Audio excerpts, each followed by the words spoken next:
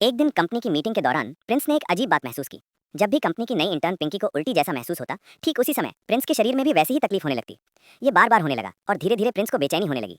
उसके मन में एक डरावना शक पैदा हुआ कि कहीं पिंकी उसके बच्चे की माँ तो नहीं। इस सच्चाई की जांच करने के लिए प्रिंस ने तुरंत आदेश दिया कि कंपनी के सभी कर्मचारियों का मुफ्त मेडिकल चेकअप कराया जाए। जांच की रिपोर्ट आते ही सब हैरान रह गए। पिंकी गर्भवती थी, और वो भी एक नहीं बल्कि 3 बच्चों के साथ।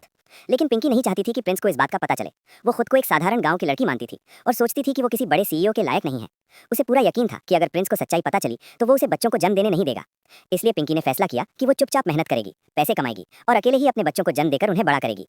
लेकिन कंपनी में एक जलनखोर महिला थी जो पिंकी को कमजोर समझकर अक्सर उसे परेशान करती रहती थी। एक दिन उस महिला ने जानबूझकर एक भारी फाइल पिंकी के पेट पर जोर से मार दी।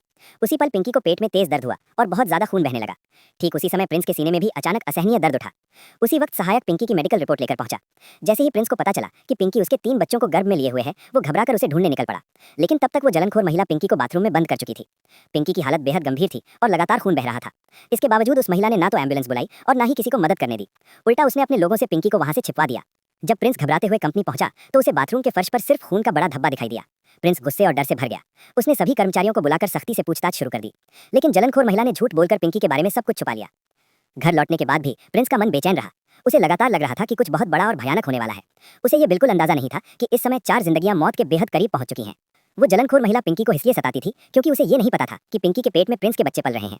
जब वो अपने साथियों के साथ पिंकी को फिर से नुकसान पहुंचाने की तैयारी कर रही थी, उसी समय प्रिंस का फोन आ गया।